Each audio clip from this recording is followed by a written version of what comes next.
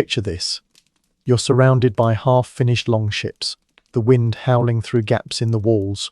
Your only heat comes from a small fire and the shared warmth of your fellow builders. This was the reality for those crafting the vessels that would carry Vikings to new shores, all while winter tried to break their spirit. The chieftain's words hang in the cold air, simple and heavy. You'll build a longship, and it must be ready by spring. There's no debate, no question of timing. It's an order that feels more like a sentence. This isn't about pride or ambition. Your village needs this ship. Without it, there's no fishing when the ice breaks, no trade when the routes open, no raids to bring back wealth before the next winter closes in. Everyone's survival leans on this wooden frame not yet built. And the timing? Awful. Snow already dusts the ground each morning. Frost clings to the thatch roofs until midday. Winter isn't coming. It's settling in, making itself comfortable right where you need to work. So, before you get comfortable, maybe pull your blanket a little tighter. Take a moment to like the video and subscribe, but only if you genuinely enjoy what I do here. And let me know in the comments where you're tuning in from and what time it is for you.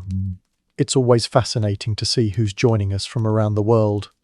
Now, dim the lights, maybe turn on a fan for that soft background hum. And let's ease into tonight's journey together. You pick up your axe, your adze, your throw. They're the same tools you used all autumn, but now they feel different. Colder in your hands, heavier on your shoulder. You know what they're asking of you. Months of labour in a place that doesn't want you. Just a patch of shoreline with some posts driven into half-frozen dirt. Wind whips across the water, unchanneled and bitter. There's a rough lean-to piled with cut timber, but no real shelter. No escape.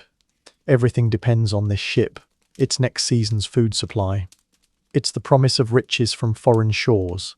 It's the difference between thriving and just surviving.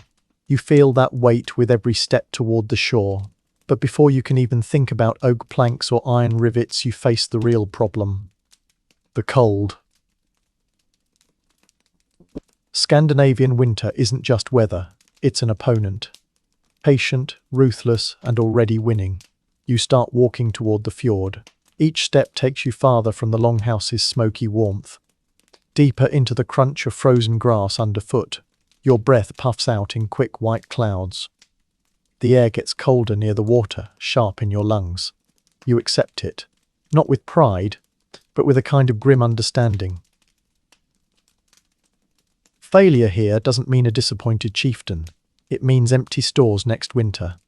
It means watching neighbours grow thin. It's a responsibility that leaves no room for second thoughts. Tomorrow, you begin. Not with ceremony, not with encouragement. Just you, your frozen tools, and a stretch of shoreline that wants nothing more than to stay empty and still. The odds aren't just against you, they're laughing. But you pick up the axe anyway. So, welcome to your new workplace. It isn't what you'd call a building. More like a suggestion of shelter. Wooden frames hold up animal hides that flap constantly in the wind, making a sound like wet laundry on a line. Gaps between the hides let in streams of snow. Wind finds every opening, swirling frozen air around your workspace. You can't work steadily because your hands go numb within minutes. The cold becomes a physical presence, a third worker who only makes things harder. The ground fights back too. You try to set the keel block, but the earth is like stone. Your mallet strikes bounce back up your arms. Each attempt to secure the foundation feels pointless. The frozen soil won't accept the wood, won't hold it steady.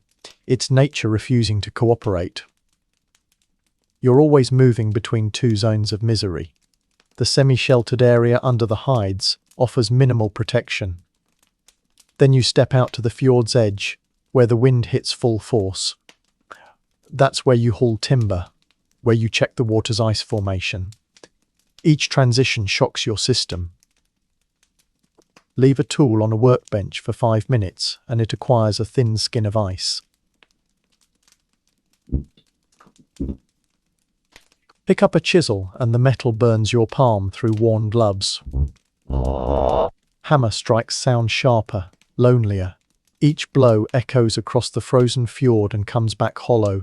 The rhythm of construction becomes a desperate conversation between you and the emptiness around you. This isn't about skill anymore. It's not craftsmanship or artistry. You're fighting basic physics. Heat transfers from your hands to the tools. Wood contracts in the cold. Metal becomes brittle. Every action requires more energy, more force, more time than it should. You adapt because you have to, work in bursts of 20 minutes. Hammer, saw, shape, then retreat to the small fire, thaw your hands, stare at the half-formed ship. The cycle repeats all day. Progress measures in inches, not feet.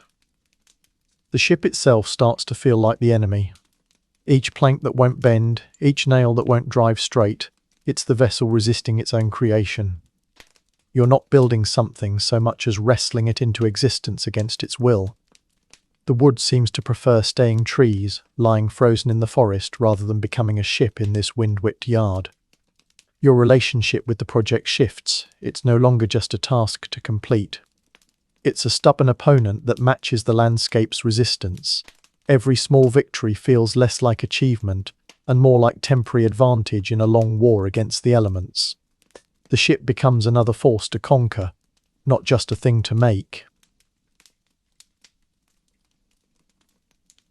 This isn't summer building where you can be flexible. Every piece of oak must be perfect.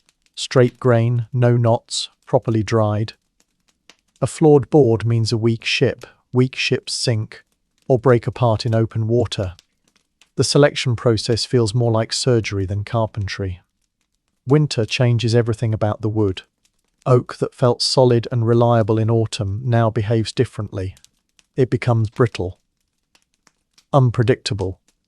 Your axe strikes can send cracks shooting through what should be good timber. A piece that looked flawless reveals hidden weaknesses under the impact of your tools. The cold makes the wood fight back in ways you never learned from the master shipwright. Those first cuts determine everything. Each swing of the axe carries the weight of next spring's success or failure. You measure twice. Cut once becomes more than a saying. It's a prayer against the cold. The adze becomes your most dangerous tool. It's supposed to smooth the wood, shape the curves. Each misjudged swing threatens fingers. You develop a death grip on the handle, muscles tensed against the unexpected jumps. Your focus narrows to the blade's path, the wood's surface, the precise angle of attack. It mixes with blowing snow, creating a gritty paste that coats everything. Your clothes, your tools. The grit becomes part of the work experience, a constant irritation. Each plank represents hours of struggle. What should take minutes in warmer weather becomes a marathon of effort. The wood resists shaping. It wants to remain what it was, a tree, not part of a ship. You fight for every curve, every smooth surface, every proper fit. The material feels actively uncooperative, as if aware it's being turned into something else. That beautiful oak you selected back in autumn. A slight warp becomes a major problem. A tiny knot you missed now threatens the entire board's integrity. The cold reveals what warmer weather hid. You learn to read wood in ways never taught during fair weather apprenticeships. Slowly, you develop a sixth sense. You learn which pieces will crack before you strike. You feel which boards will cooperate through their stiffness. Your hands learn the language of frozen timber. The subtle differences in vibration, the way sound travels through cold wood versus merely chilled wood. Experience replaces theory. The keel begins to take shape, not quickly, not easily. But it emerges from the stubborn oak. This central spine of the ship represents your first real victory over the conditions. It's not just wood shaped to purpose, it's nature forced to comply through sheer stubbornness. The curve of the keel mirrors the arc of your effort against the winter's resistance. So, welcome to the fire pit. Don't get too excited. It's mostly for show. A psychological comfort more than actual warmth. The small flame dances over a carefully arranged pile of logs, its heat reaching barely past your outstretched arm. Step back just 2 feet and you're back in winter's full embrace.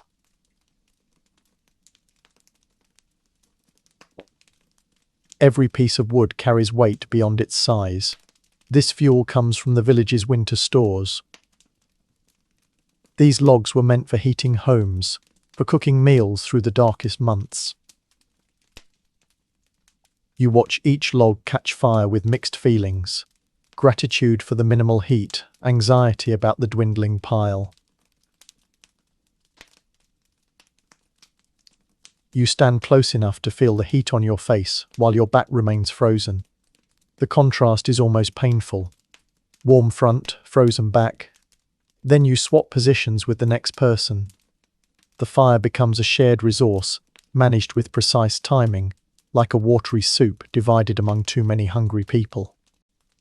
The smoke doesn't help, it mixes with the vapor from your breath, creating a hazy, choking atmosphere under the makeshift shelter. Your eyes water, your throat gets raw. The air feels thick with the smell of burning wood and frozen breath. You're breathing winter back into your lungs with every gasp of warmish air near the fire. Warming your hands becomes its own kind of torture. The tingling sensation as blood returns to numb fingers is sharp and unpleasant. It's not relief. It's a painful reminder that your body is fighting a losing battle against the cold. You dread both the numbness and the return of feeling. The fire gives with one hand while taking with the other. Every decision about the fire carries consequences. Add another log? That's one less for tomorrow. Let the fire burn lower. Risk frostbite on already numb extremities. There's no good choice, only varying degrees of bad. The fire pit becomes a constant calculation of risk versus necessity, comfort versus survival.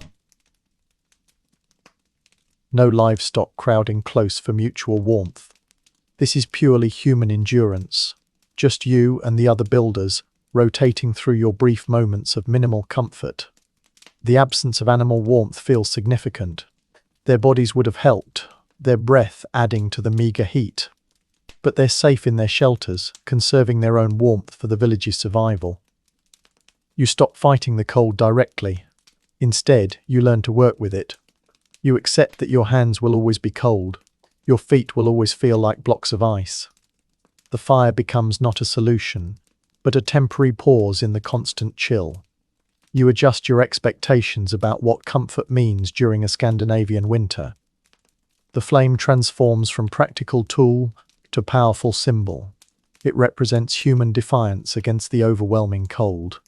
A tiny flickering statement that you're still here, still working, still stubbornly trying to create something, despite winter's best efforts to stop you. The fire's real value isn't in the heat it provides, but in the message it sends, that you haven't surrendered yet. You never stand still. Not even for a moment. Every second of immobility risks frostbite in your fingers, your toes, the tip of your nose. Your body becomes a collection of vulnerable points, each demanding constant movement to keep blood flowing. Stillness isn't rest, it's danger. The work requires precision that shivering makes almost impossible. You need steady hands to shape wood, to drive nails, to measure planks. But your body trembles constantly, a low vibration that turns fine work into a battle of wills. You fight your own nerves to hold tools steady, to make cuts accurate, to avoid mistakes that could ruin hours of labor. You develop a rhythm that looks ridiculous, but keeps you alive. Hammer strikes sync with stomping feet. You shift weight from leg to leg while planing wood. The constant motion becomes a strange dance, half construction work and half frostbite prevention. The other builders move the same way, creating a synchronized performance of survival against the cold. Your leather gloves stiffen in the cold, becoming more problem than protection. The material turns rigid, limiting finger movement. You struggle to grip tools properly. The stiff leather rubs against already cold skin, creating new points of discomfort. You face the impossible choice: numb hands with minimal protection or risk bare skin against freezing metal. The line between normal winter discomfort and actual danger disappears. Your fingers ache, but is it just cold or early frostbite? Your nose feels strange, but is it the wind or tissue freezing? Every sensation becomes suspect. You lose the ability to distinguish between temporary discomfort and permanent damage setting in. Numbness creeps into your hands, making tool handling dangerous. You can't feel the axe handle properly. Your grip weakens without you realizing it. Measurements become unreliable because your numb fingers can't detect subtle differences in wood surfaces. The work becomes slower, more cautious, as you compensate for your body's failure to communicate properly. You start checking each other's faces constantly. A quick glance at your partner's nose, ears, cheeks, looking for the white patches that mean frostbite has taken hold. It becomes part of the work rhythm. Hammer, check, measure, check. The inspections are quick, wordless, but deadly serious. Everyone watches everyone else. You establish formal rotation systems. 20 minutes at the most exposed workstations, then switch to something less dangerous. The rotations aren't about skill, they're about survival. You share the worst positions equally, spreading the risk among the whole team. Nobody gets stuck with permanent cold damage, while others stay relatively safe. Work patterns evolve to maintain circulation. You break tasks into smaller steps that require different movements. Planing, followed by hauling wood, followed by detailed measuring. The variety keeps different muscle groups active, different blood flows moving. The work organization serves two purposes: ship construction and frostbite prevention. The ship keeps taking shape despite your body's rebellion. Planks get fitted, joints get sealed. Each accomplishment feels like a victory over your own physical limitations. The progress continues not because conditions improve, but because you adapt to make them tolerable.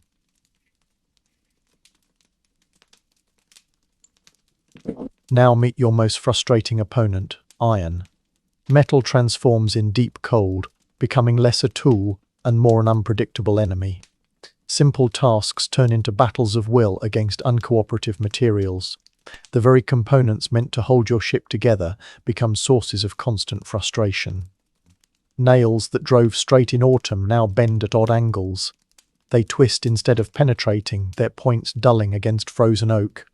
Tools fracture under stress that they'd easily handle in warmer weather. Your saw binds in the cut, its teeth catching on wood made tougher by the cold. Every metal item in your toolkit seems to have developed a personality, and that personality is unhelpful. Each metal component requires triple the effort. Rivets that should slide into place need hammering from multiple angles. Iron bands that normally flex become stiff and unyielding. The risk of failure accompanies every strike of your hammer. A bent rivet means starting over. A fractured tool means finding a workaround. The margin for error shrinks to almost nothing. But the cold makes the metal brittle. They snap if struck too hard. They bend if struck too soft. Getting the force exactly right requires a delicate touch that numb hands struggle to achieve. What should be simple fasteners become exercises in precision under terrible conditions. Forging new pieces isn't really an option. You'd need proper furnace heat, something your small fire pit can't provide. Even simple repairs become complicated. Straightening a bent tool requires heat you don't have. Reshaping a metal component means waiting for better conditions that won't come until spring. You make do with what you have, adapting rather than replacing. You waste precious daylight hours warming metal before use. Rivets get placed near the fire until they're just workable. Tools get rotated through the heat zone to make them less brittle. This warming process eats into construction time. You watch the sun move across the sky while waiting for metal to become cooperative enough to use. Their cold bites deeper than the air temperature. Handling them without gloves risks skin sticking to the metal. With gloves, you lose the sensitivity needed for proper placement. Each ring becomes a small battle between protection and precision. between safety and progress. Tools that served you perfectly months ago now seem almost deliberately difficult. Your hammer feels unbalanced in the cold. Your saw requires more force to push through cuts. Metal surfaces that felt smooth now seem rough and uncooperative. The equipment hasn't changed. The conditions have transformed it into something less useful. Slowly, you develop techniques for working metal in extreme cold. You learn to strike at specific angles to avoid bending. You discover that slightly warmed metal behaves better than either cold or hot. You adapt your grip, your stance, your striking rhythm. Experience teaches what no master shipwright could have prepared you for. Each successfully placed rivet feels like a major accomplishment. The satisfying clunk of metal seating properly, the secure fastening of plank to frame. These small victories matter more than they should. They represent not just construction progress but triumphs over the elements themselves. The ship grows stronger with each metal piece that defeats the cold's attempts to make it fail. Welcome to December's daylight hours, or lack thereof. You get maybe 6 hours of usable light for precision work, and that's if the weather cooperates. The sun never climbs high, just hangs there low on the horizon like it's too tired to put in proper effort. Its angle creates long shadows that stretch across your work area, distorting measurements and making straight lines look crooked. You find yourself squinting, repositioning pieces, second-guessing every alignment because the light plays tricks on your eyes. Every minute of daylight becomes precious. You race against the sun's movement across the sky, tracking its pathetic arc like watching sand drain from an hourglass. There's no time for breaks, no moments of contemplation. When the light's available, you work. When it's gone, you stop. Simple as that. The rhythm of your day isn't set by hunger or fatigue, but by the sun's meager offering.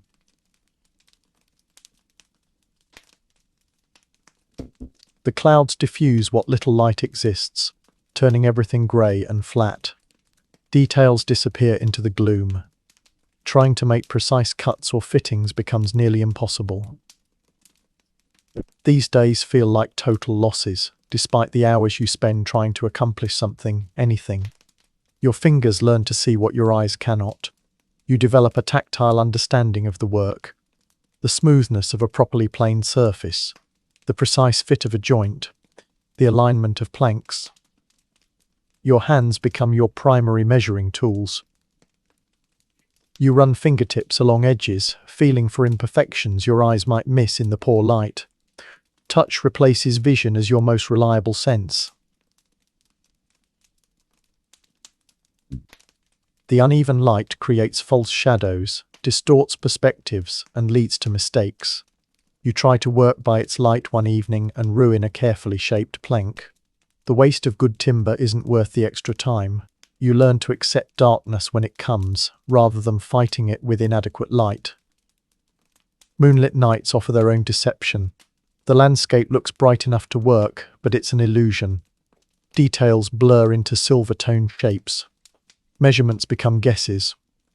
Tools hide in shadows that look solid until you reach for them. The moon teases you with the possibility of productivity it can't actually deliver. You might attempt minor tasks, but real progress requires real light. Your entire life syncs to the sun's schedule. You wake before dawn, preparing tools and materials in darkness. You work frantically during daylight hours. You retreat to the longhouse when darkness falls. The rhythm feels unnatural, forced upon you by the season. There's no extending the day, no pushing through. When the light's gone, it's truly gone. You adapt by maximizing every moment of illumination. During daylight, you focus on tasks requiring visual precision. Cutting, measuring, fitting, anything that needs good light gets priority. When darkness approaches, you shift to preparation work. Organizing tools, selecting tomorrow's timber, planning the next day's tasks. You work with what the day gives you, never against it. Progress measurement changes completely.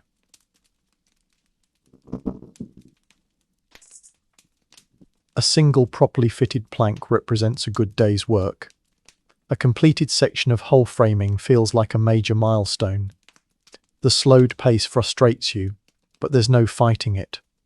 The light famine dictates the speed of construction, and you're just living within its limits. Each small advance feels hard won, a victory snatched from the encroaching darkness. Now add hunger to the equation. Winter means carefully measured rations, and shipbuilding burns through calories your body can't afford to lose. The community's food stores represent months of calculated survival, every dried fish and grain ration accounted for.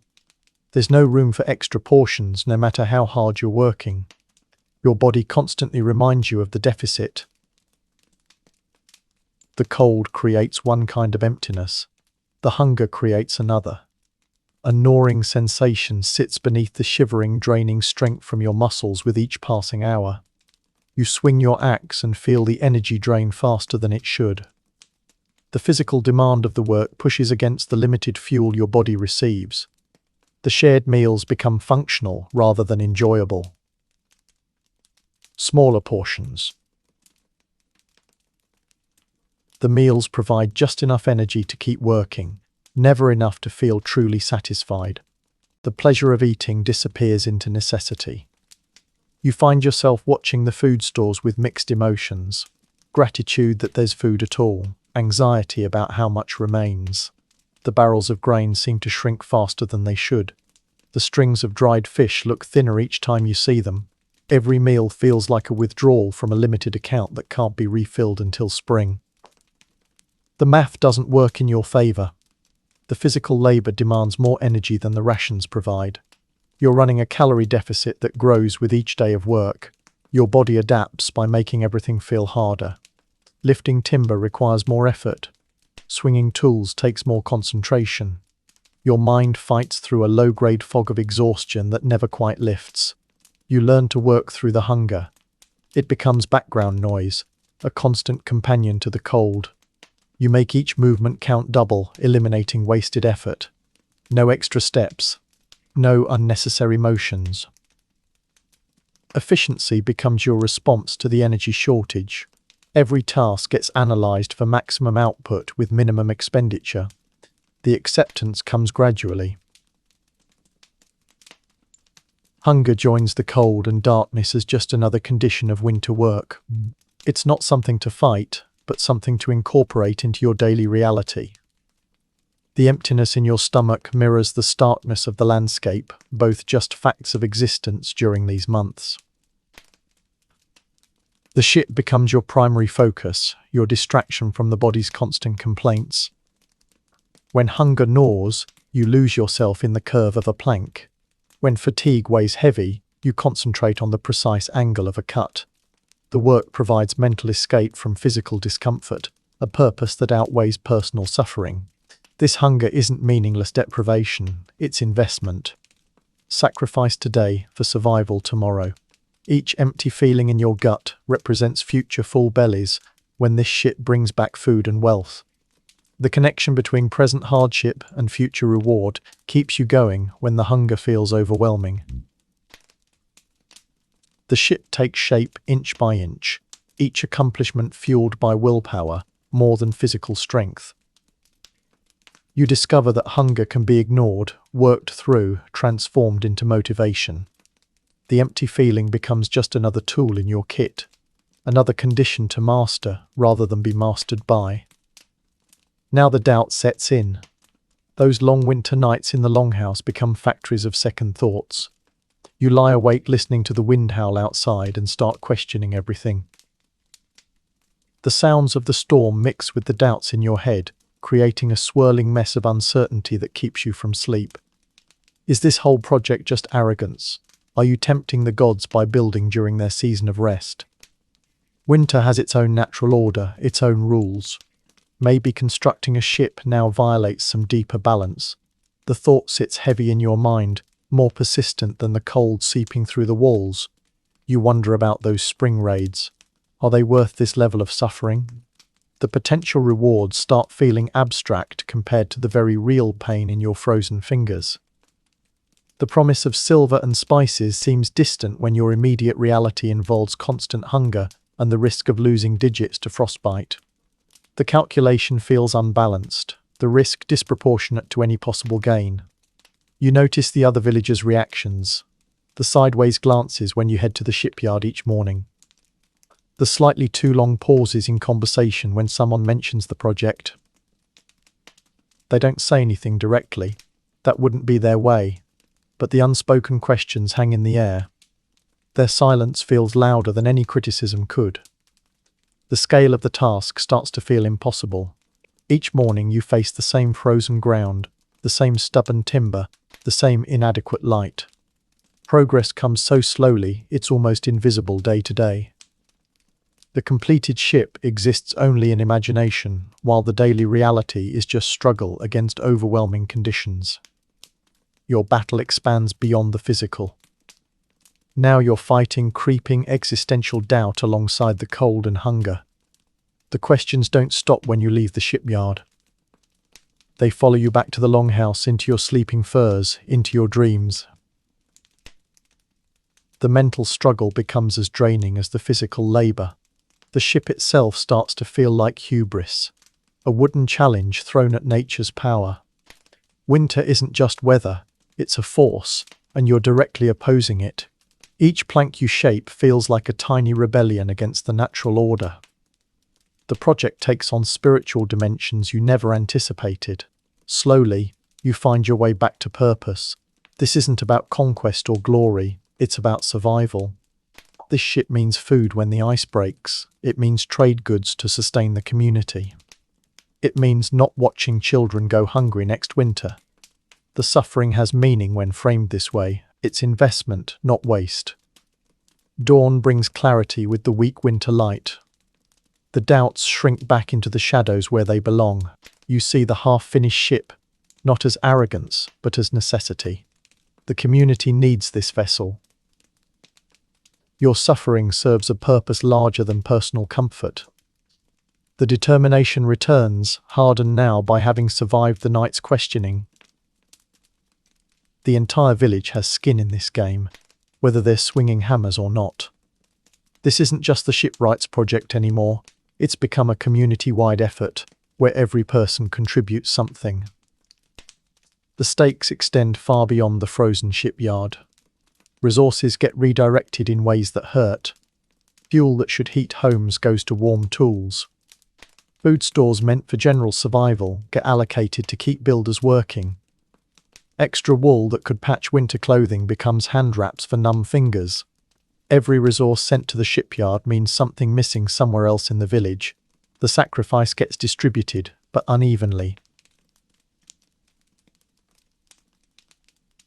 The women take socks and gloves that would have kept their own hands warm and give them to the builders. They unravel spare wool to create extra layers for frozen fingers. Their own comfort decreases so the work can continue. The gesture seems small, but represents real personal cost during the coldest months. Children become miniature messengers and helpers. They run tools between workers, fetch warmed stones from the fire, and perform small tasks that save precious minutes of daylight. Their small contributions add up, keeping the work flowing when every moment counts. They learn about community sacrifice through direct participation. Elders share hard-won wisdom about surviving extreme cold. They remember worse winters, different techniques for working frozen materials. Their stories become practical guides mixed with cautionary tales. The knowledge passed down generations finds immediate application in the shipyard's brutal conditions. The communal involvement creates a strange dual pressure. You feel supported knowing everyone's invested in your success, but you also feel the weight of their sacrifices. Each swing of your hammer carries the knowledge that others are going without, so you can work. The responsibility becomes heavier, even as the support grows stronger. You literally feel their investment in your hands. The extra wool wrapping your fingers came from someone else's loom. The slightly larger food portion at meals means someone else ate less. The shared warmth around the fire pit represents fuel that won't heat a home later. The community's commitment gets transferred through these small physical comforts. Not physical heat, but psychological comfort. Knowing you're not suffering alone changes the experience. The cold feels slightly less absolute when you're surrounded by visible proof that everyone cares about the outcome. The ship transforms before your eyes. It stops being your project and becomes the village's manifestation. Each plank represents someone's sacrifice. Each rivet carries someone's hope. The structure grows not just from wood and iron, but from shared determination.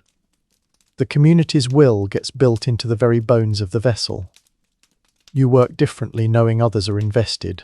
The pressure to succeed gets balanced by the knowledge that failure would waste everyone's sacrifices. The ship becomes more than transportation. It's become a physical representation of community trust and shared survival. Your frozen hands shape not just wood, but the village's collective future. Slowly, almost imperceptibly, the chaos begins to form order. Weeks of struggle finally yield something that actually resembles a ship. The curved planks rise from the keel in graceful sweeps, defining the vessel's familiar form. What was just a collection of timber and iron now shows clear intention. The shape emerges from the frozen confusion like a pattern forming in swirling snow. Each new section completed reveals fresh complications. The curve of the stern requires different techniques than the bow. The joining of planks at the waterline presents unique challenges. Just when you think you've mastered the process, the ship demands new skills. The learning curve continues even as the structure grows more complete. For the first time, real hope surfaces. The familiar longship shape cutting through the frozen air makes the suffering feel purposeful. You can actually see what you're building rather than just imagining it. The vision transforms from abstract concept to tangible reality right before your eyes. The end no longer seems impossibly distant. You catch glimpses of the dragon's head that will grace the prow. The carved form takes shape slowly, emerging from a solid block of oak through countless careful cuts. Seeing the protective figurehead develop makes the ship feel destined for more than just practical use. It begins to carry the spirit of the community's hopes and fears. The lines come together with unexpected beauty. The elegant sweep of the hull, the perfect curve of the sides. These shapes contradict the brutal conditions of their creation. Something beautiful is being born from the ugliest of circumstances. The contrast between the graceful ship and its frozen birthplace feels almost magical. Momentarily you forget the cold. The shivering stops mattering. Your entire focus narrows to the emerging form, the perfect joinery, the smooth lines. For brief periods, the work becomes its own reward, separate from the suffering required to achieve it. It's no longer just wood and metal assembled by human hands. The ship seems to be fighting for its own existence, struggling to be born despite winter's attempts to prevent it. You're not just building a vessel, you're midwifing a creation that wants to exist. The relationship shifts from maker and object to partners in a shared struggle. Visible progress changes everything. The builders move with renewed energy, their steps quicker, their hammer strikes more confident. The shared sight of the nearly complete hull fuels determination that no words could inspire. Everyone works with fresh purpose, seeing that their sacrifices are actually producing results. The end feels attainable now, not just theoretical. The cold remains just as bitter, the wind just as sharp, the days just as short. But now there's evidence that human will can create something permanent despite these conditions. The nearly finished ship stands as defiance against the season's dominance. Winter hasn't been defeated, but it's been challenged successfully. The work continues with changed spirit. The hopelessness of the early weeks gives way to determined progress. The ship represents not just future survival, but present triumph over impossible odds. Its emerging form proves that persistence can shape even the most resistant materials and conditions. Welcome to the worst part of shipbuilding. This is where precision meets pure frustration in the frozen air.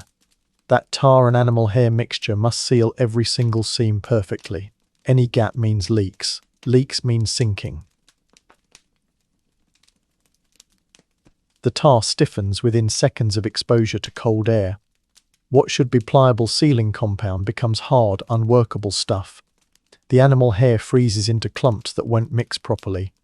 You're not working with cooperative materials, you're fighting physics itself. You must keep the caulking mixture heated constantly. A small pot hangs over the fire, the thick tar bubbling slowly. The fumes rise into the already smoky air, creating a chemical smell that sticks in your throat. Your eyes water from the combination of wood smoke and hot tar vapor. The air becomes thick with the scent of forced chemistry. The sticky substance gets everywhere, on your tools, on your clothes, on your skin. It doesn't wash off easily, especially with freezing water. You find tar in your hair days later. The stuff gets ground into your gloves, making them stiff and useless. Your workspace becomes a sticky mess that freezes into impossible to clean surfaces. What should be careful precision work becomes a messy race against time. You have about 30 seconds between heating the tar and it becoming unworkable. You smear it into seams with a wooden paddle, working frantically before it stiffens. The cold fights every movement, trying to freeze the tar in place before it properly seals. The smell becomes part of your existence. Hot tar mixes with wood smoke and frozen breath vapor. It's a chemical cocktail that lingers in your nostrils even when you're away from the shipyard. The scent follows you back to the longhouse, marking you as someone working the caulking phase. Each successfully sealed seam feels like a minor victory against impossible odds. Getting the timing right, heated enough to work, cooled enough to set properly, requires perfect coordination. When it works, the smooth black line of tar fills the gap perfectly. These small successes keep you going through the frustration. You develop a system through sheer necessity. Small batches heated rapidly. Quick application by multiple workers. One person heats while another applies. The coordination becomes as important as the technique. You work in synchronized teams, passing heated tar and applying it before the cold can win. The watertight hull emerges through stubborn determination more than skill. It's not elegant work, it's messy, frustrating, and physically unpleasant. But slowly, seam by seam, the ship becomes sealed against the water it will soon meet. The tar lines may not be pretty, but they hold. They represent victory over the most miserable phase of construction, completed through shared suffering and adapted techniques that nobody taught you, but the conditions demanded you learn.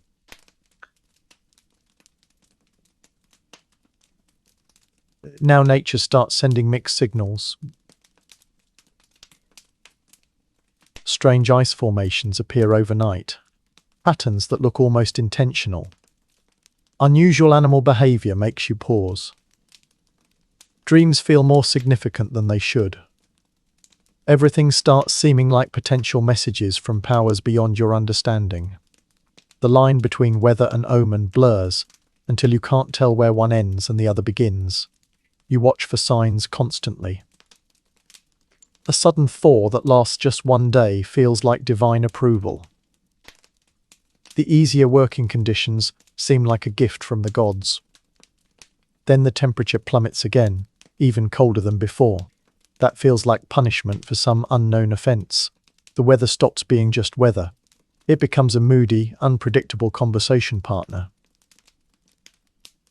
The aurora borealis appears on a particularly clear night. Green lights dance across the sky in silent waves. The builders gather to watch, debating what it means. Some see blessing in the shimmering colors, others see warning in the unnatural light. The same phenomenon means different things to different people. The uncertainty hangs in the air alongside the freezing temperatures. Every minor incident gets reinterpreted. The tool breaks. Is that divine displeasure? A plank fits perfectly. Is that approval?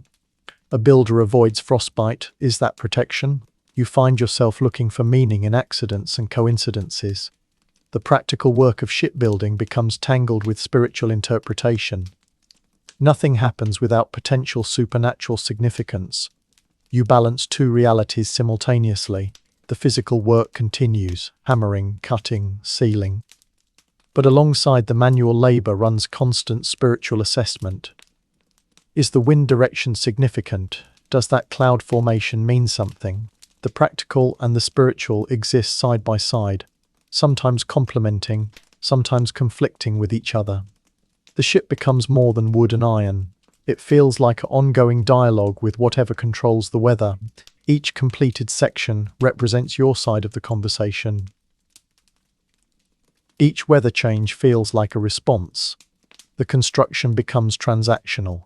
Your effort exchanged for favorable conditions, your struggles potentially earning divine favor. Slowly, you make a decision. All signs mean continue. The deep freeze means prove your dedication. The strange ice formations mean nothing specific. You choose to interpret everything as encouragement rather than warning. The alternative, seeing signs to stop, isn't an option given the community's investment. The work transforms into spiritual practice alongside physical labor. Each hammer strike becomes a kind of prayer. Each fitted plank represents faith in eventual success. The suffering gains metaphysical meaning beyond mere discomfort. You're not just building a ship, you're participating in a larger cosmological drama where human effort meets divine will. Whether the signs are real or imagined becomes irrelevant next to the practical need to complete the ship. The spiritual dimension adds depth to the work without changing its essential nature. Keep building, regardless of what the weather or gods might be saying. Now the days stretch just enough to remind you how little time remains.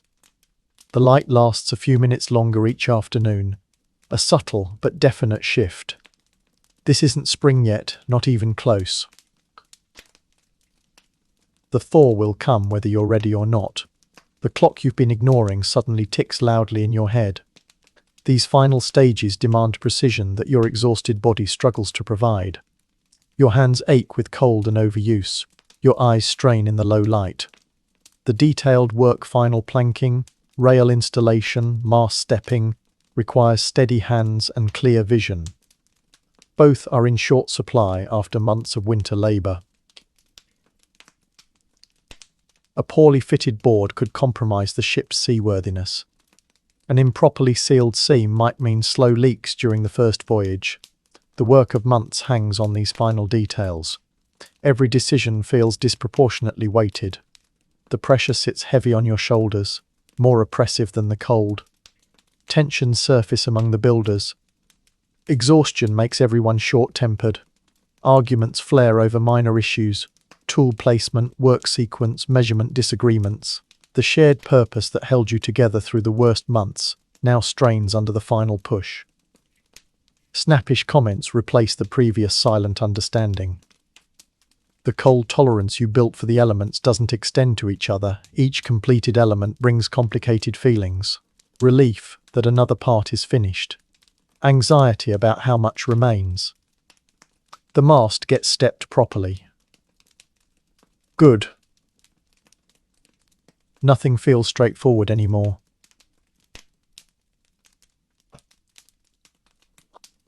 Quality control becomes a constant battle against the desire to finish. You want to rush, you want to declare things good enough. But this ship must survive North Atlantic waves, it must protect crews and carry cargo. The standards can't drop just because everyone's exhausted. You force yourself to check every joint, test every fitting, despite the overwhelming urge to be done. You push through physical limits that would have stopped you months ago.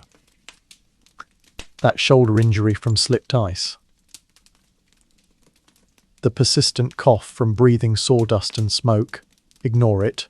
Frostbite threatening again? Wrap it and keep going. The body's complaints become background noise to the primary goal, completion. Survival instinct gets redirected from personal preservation to project completion. The shared goal eventually overrides individual struggles. Arguments fade as the ship nears readiness. The sight of the nearly finished vessel reminds everyone why the suffering mattered. Personal conflicts seem small compared to the collective achievement. The community's need outweighs individual discomfort once again. The ship reaches completion through stubborn determination more than refined skill. What it lacks in perfect craftsmanship it makes up for in sheer willpower. Every plank represents not just woodworking ability but refusal to quit. The vessel embodies the community's collective perseverance against impossible conditions.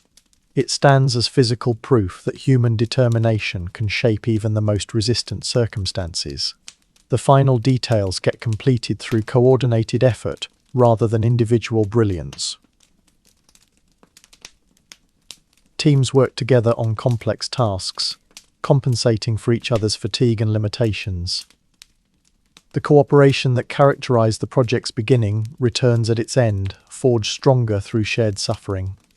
The ship becomes truly communal in these final hours, built by many hands working as one despite exhaustion, cold, and the lingering hunger that has accompanied every step of this winter-long ordeal. The finished longship stands there, looking perfect in the weak winter light. All the curves flow exactly right. The seams appear tight. The hull shows that familiar graceful sweep. But new fears start creeping in now that the work is done. The beauty of the completed vessel contrasts sharply with the anxiety growing in your gut. You know something the ship's perfect appearance hides. Wood behaves differently when it thaws. Those frozen planks have been sitting in extreme cold for months. As they warm and take on water, they'll expand. The question haunts you, will they expand evenly or will hidden cracks open up? The very material you worked with so carefully might betray you at the final moment. Every compromise made during construction now feels like a potential failure point. That slightly rushed caulking job on the starboard side. The plank that required extra force to bend into place. The rivets that didn't drive quite as cleanly as they should have. The difficult conditions forced adaptations that seemed necessary at the time, but now feel like weaknesses waiting to be exposed. The community's entire investment literally floats on this vessel's integrity. All those reduced rations, redirected resources, and shared sacrifices. They could all sink beneath the waves if your winter construction methods prove flawed. The weight of that responsibility feels heavier than any timber you've lifted these past months.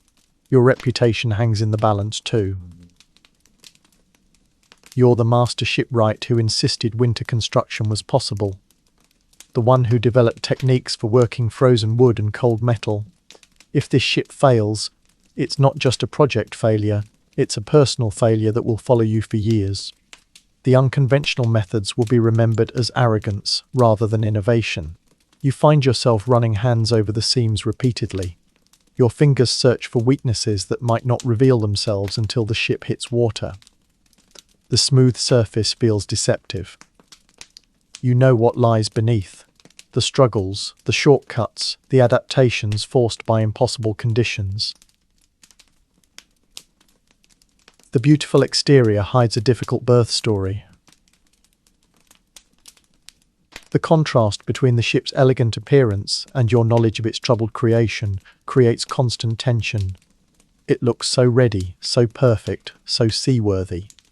But you remember the frozen hands that shaped it, the compromised materials, the rushed work during brief thaws.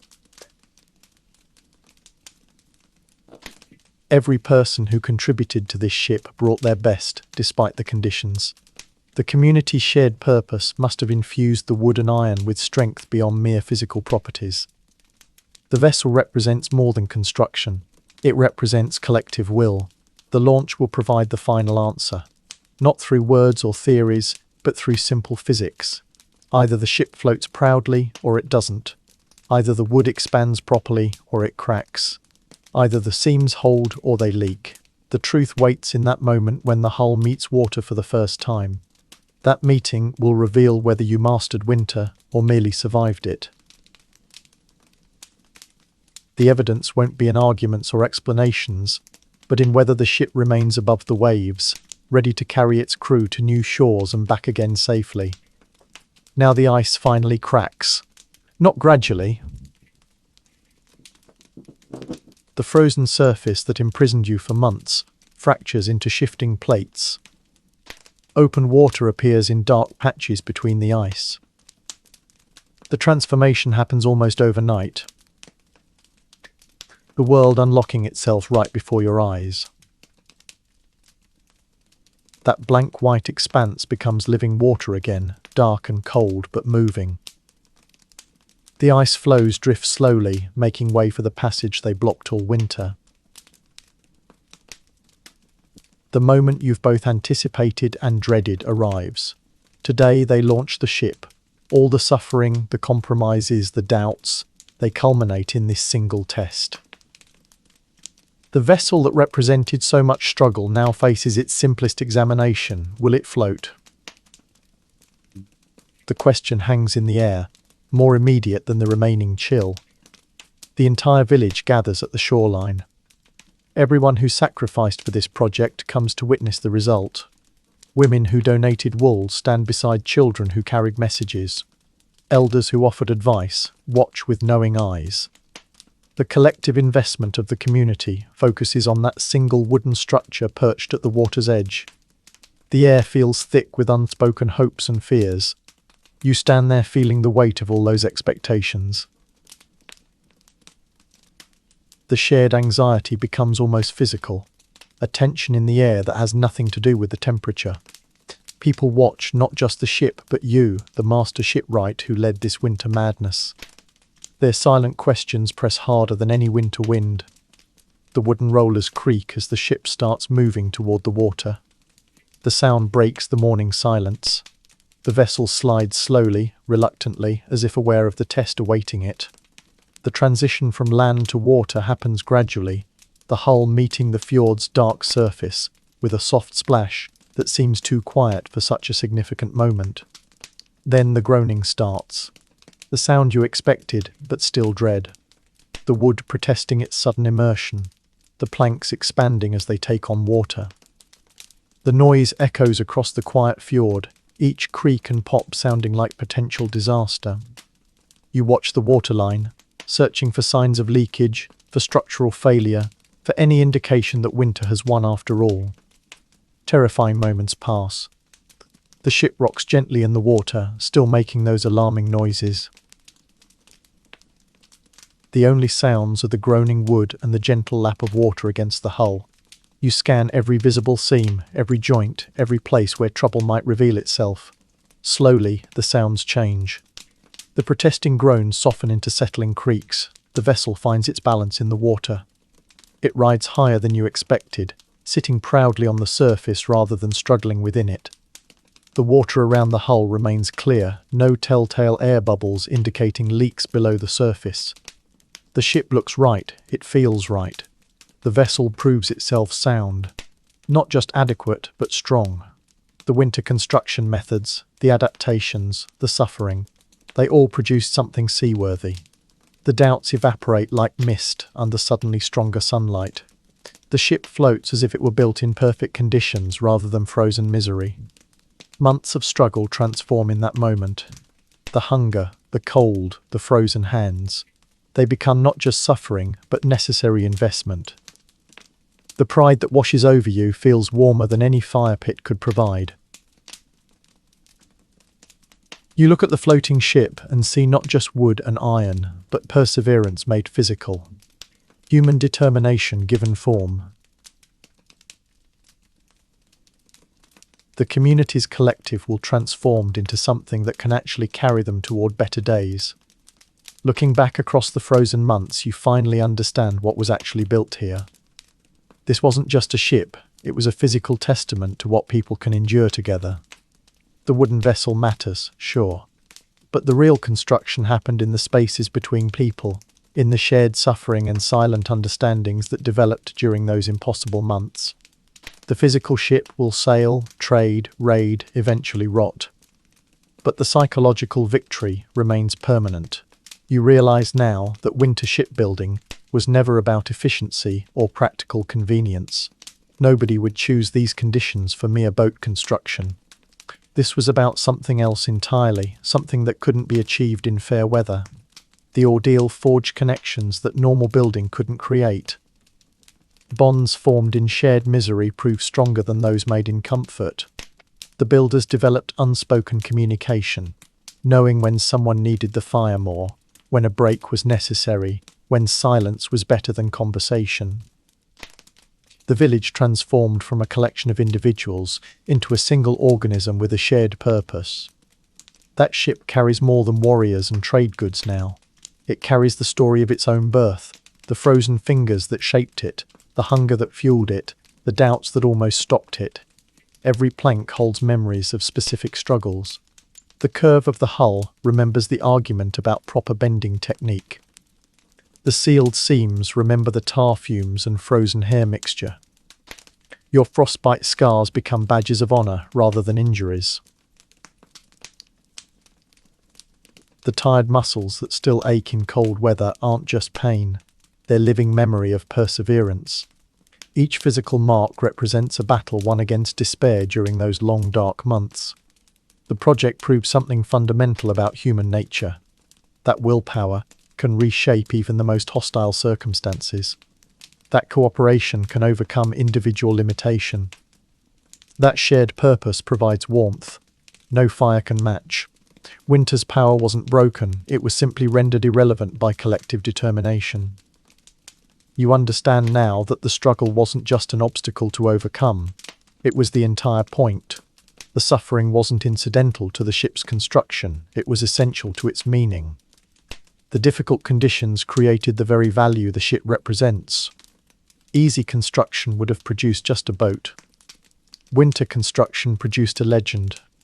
The true building project wasn't the ship at all, it was the community that built it. The people who learned to trust each other's exhausted efforts. The families who supported workers they barely knew.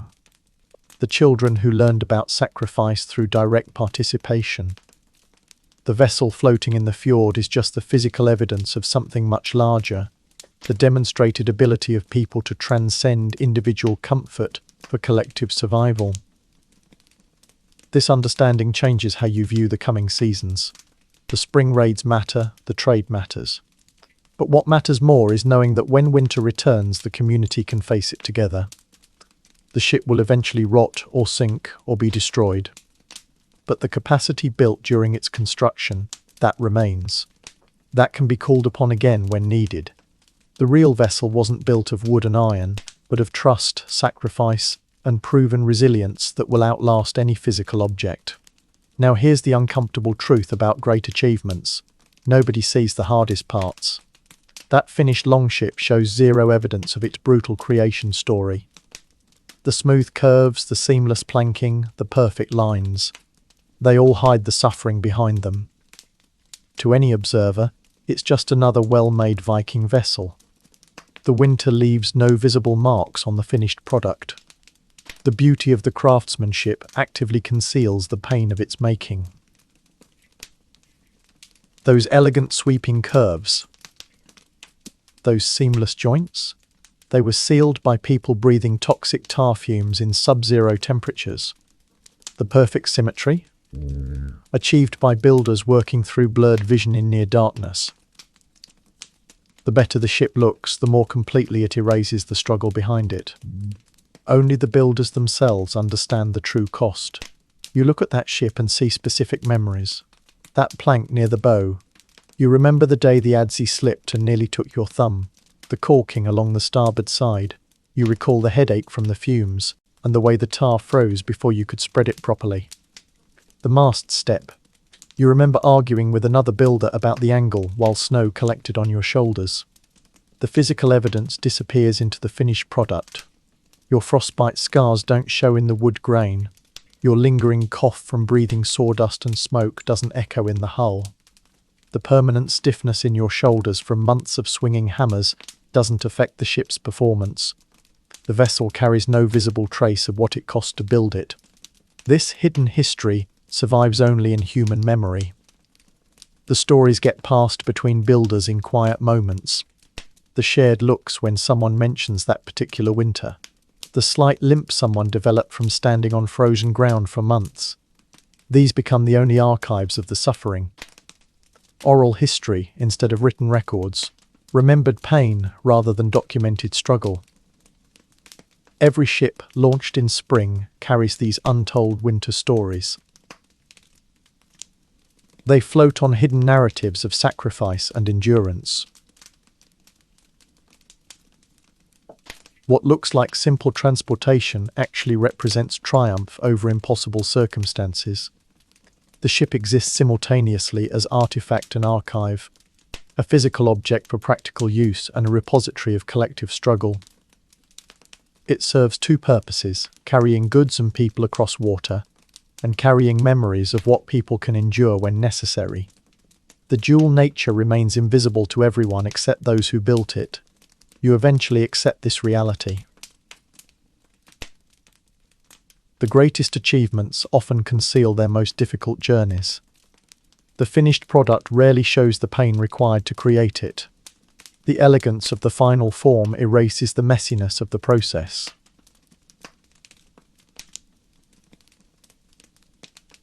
This becomes part of the ship's lesson, that value isn't always visible on the surface. The real satisfaction comes from personal knowledge rather than public recognition. Nobody will ever compliment you on surviving frostbite while planing wood. Nobody will admire how you worked through hunger to complete the caulking. The external praise focuses on the ship's appearance and function, not on the suffering behind it. And that's fine. The value isn't in others recognizing your struggle. It's in knowing what you overcame.